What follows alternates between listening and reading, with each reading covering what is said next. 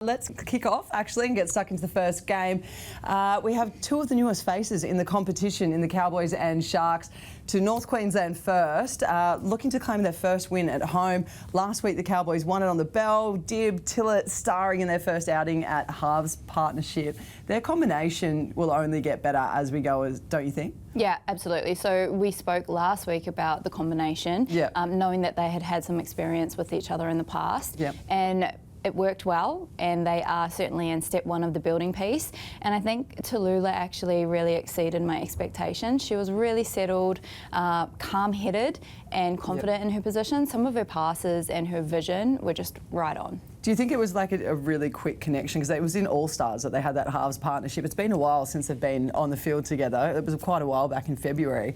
They just picked up where they left off. They did, and I think a part of it might be the relocating piece for maybe Kira or majority of the team. It does bring you together really fast. Yeah.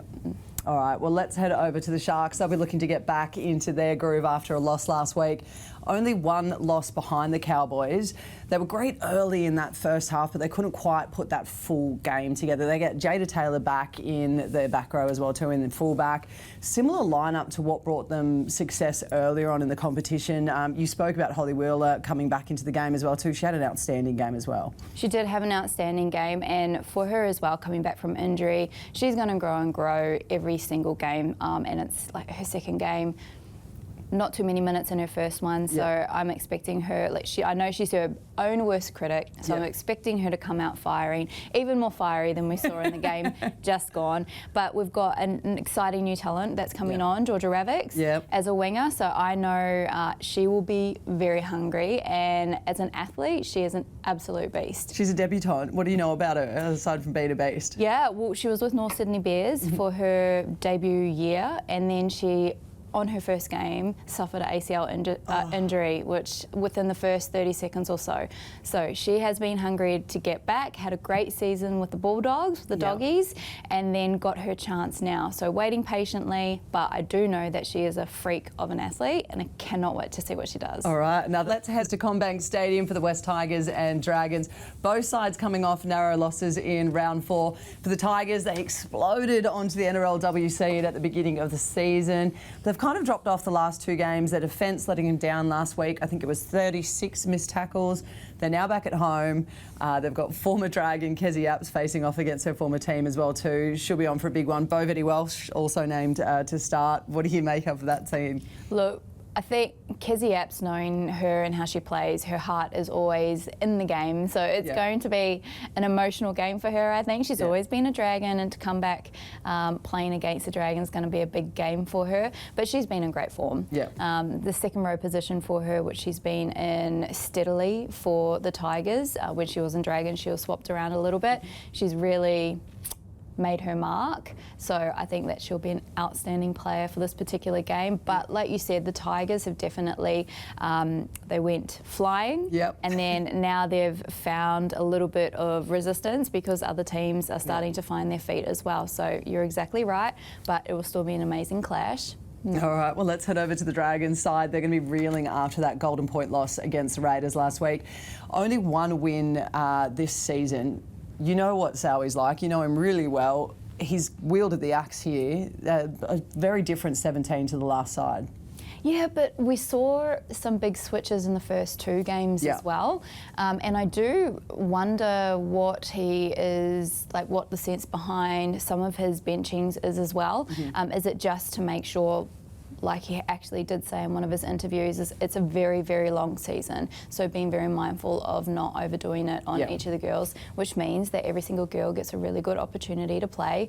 Their middles are getting better and better every week, stronger, and you can tell that by the way that they played against a really strong lineup. The game just gone as well. Such a tight game. Very exciting. I know, it's heartbreaking, isn't it? Oh, absolutely heartbreaking. But I think that they are finding their stride pride as well, and this game's going to be a fierce one. Okay, let's jump on to the next game. It's game 3 and it takes us to the Gold Coast with the Titans and Roosters. The home side have finally shown a chink in the armour, suffering their first loss of the season. Their error count was what basically was their demise in that game. You would have a little bit of insight into how Karen Murphy would be preparing for this side, especially coming up against the Roosters. Yeah, well, Karen Murphy is all about relationships. Yeah. She's cool, calm and collected. I think she'll be going back to the basics, making sure that the girls do those things well, Yep. and building confidence in the connection with the team, because I know that she selected a team that she is confident in already, and she knows has the skill set to do the job. So, from a coach's point of view, is she like a nurturer individual, or is it a very stern sort of leadership? I think that she connects with players individually really well. Yeah, so gets absolutely. the best out of them that way. Yeah. Bit of Wayne Bennett-ish. She puts a lot of trust in you. Yeah. And therefore you want to do your very best, of course. Yeah, well, they're going to want to turn that round after dropping that last game. Let's head over to the Roosters and another of the 4 teams in this 4-way tie at the top of the table. John Strange, he's named an unchanged lineup. One of the deadliest back lines in the comp at the moment. Yeah. They're insane. What do you say? And that's another player that has already got an incredible skill set, which is Corbin Baxter. Yep. Keep going to say McGregor, but Corbin Baxter. You can just see her game advance in maybe the last game that she played, actually. Just, she knows the players around her really well, and that's a result of being in the same team, the Roosters, for so long, and also more footy. So her game has advanced massively. And the back line is insane, but so is the forward pack as well. And I think it's Amelia Pasikala. She was a debutante 2 games ago, and Strangey had just been rolling his debutants out quite frequently. Game time. Yep, game time. And they have all stepped into that role so well. So when you look at that side, you've got, as I said, a dynamic back line, great forward pack. You've got the Titans, who had quite a few forced errors last week. Yeah. How do those 2 teams line up this weekend? Yeah, I think that the Roosters are making minimal mistakes, and they also do really capitalise on the mistakes of the other team. You see Jamie Frezard pick up a ball that was on the ground like a seagull to chips. Is that what you say? They're just on. They've got this flow. They're really connected. So Titans have that, but they're going to have to turn it up a few notches and really bring down those mistakes. All right, well, the Gold Coast have got lots of fish and chip joints up there as well too, so plenty of chances for her to jump on that. Game 4 takes us to a sold-out clash at McDonald Jones Stadium on Sunday afternoon as 2 of the former premiership winners face off in the Knights and Broncos. To the Knights first, Upton will take her on form her team. She had a sensational game last week. Her forward pack, again, another one of those sides where she's just got great assistance. Yeah, so Tamika was outstanding in Broncos, and she's been outstanding in Knights. Again, another player who just, I'd definitely say better. It's hard when Tamika would have been playing with someone like Ali, which Ali does her role so well, it makes your job easy. But the transition that Tamika's had with the Knights, she's got Hannah Southwell, who's also doing her role so well, and that's helping her. But Tamika, again, has gone another level up. I think her vision and her ball playing has really opened up the game. I think it was maybe in the last 6 minutes, she was held out really well in the game just gone, but still found that one opportunity to slip through. So, and that's what the traits of an amazing player is. They will just stay calm and they will take their moment, and she always finds it. Oh, God, deadly. All right, we're to the Broncos. They don't want those moments to come, but they are all about momentum at the moment. The Queensland girls, they've got some great battles across the park in this one. I mean, you've got Ali Brigginshaw. Across from that, you've got Jessie Southwell. There's Tasman Gray on there as well too. They've got an outstanding side. Yeah, well, Tasman Gray against someone like Yasmin Meeks. Yeah. Yeah, Clydesdale, sorry. Yasmin Clydesdale now, actually. Caitlin Johnson is back in. Rima Butler is a really big mobile forward who does a lot of damage. Yep. So we've got like Anita's going to really have to kind of take the team forward. And Chelsea's finding her stride now.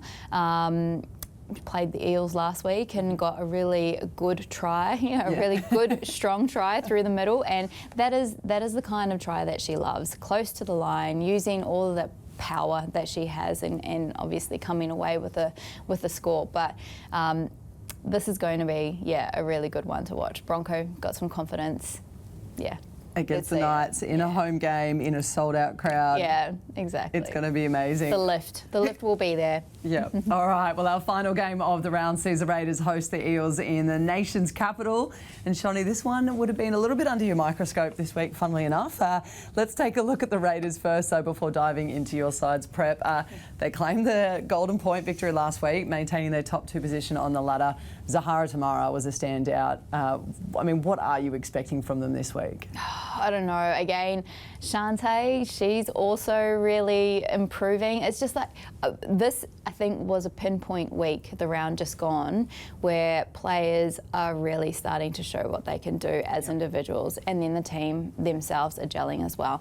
So Raiders are going to have really good defence efforts, and also in attack they know exactly what they want to make the defence do, so that is dangerous. And for us, that's obviously been one of our downfalls, our defensive efforts. Our attacking is great in moments, but defence, we're going to have to do it for the full minutes. Yeah, I mean, it's kind of patchy at times, but we look at the Eels were in a very similar situation in previous rounds. Yes. Previous years, I should say, and then they came home with a wet sail at the back end. Obviously, it's a bit of a different side, and there was another player that went down injured last week as well too, in Elsie. You're off at the moment. Is there any update on your injury? I'm still resting this week, so I won't be out there. And yes, we lost Elsie, and we actually lost another player the week before, Kelsey Clark, which is a big hit to the team. However, we saw Tyler come on and do some damaging runs through the middle, and that's her debutante game. So let's see how she goes in her second game with some confidence behind her, and knowing how it feels and knowing what we need from her. So it's going to be a huge effort required from us, because the Raiders are outstanding. When Witters talks to you guys during the week, is there much chat, or is it blocked out that you guys haven't knocked up a win yet? Like, where's that sort of morale like? What's the talk like? It is a balancing act, I think, of acknowledging where things have gone wrong and being very real about what we need to improve on, and then keeping that momentum and that positive outlook on what we still can do. So yes, lots of chat. Your first day back at training is always your review and your self-reflection as a player. You will come into that training with your own ideas of exactly what you need to do as well, and then you just get back to the pitch and get to the 1%ers and polish and polish and polish. And then a game of 2 halves. Exactly. I know. Well, thank you so much again for joining us again. All the best with your injuries. We can't wait to see you back on the field, and obviously have you here every week too with previews. Thank you. It is real highlights, unreal action, and it's about to get real this NRLW Premiership season. You can experience all the power on the field and passion in the stands as this growing rivalry becomes epic contests across the board. NRL Women's Telstra Premiership is back for 2023. Secure your seats now at nrl.com/tickets.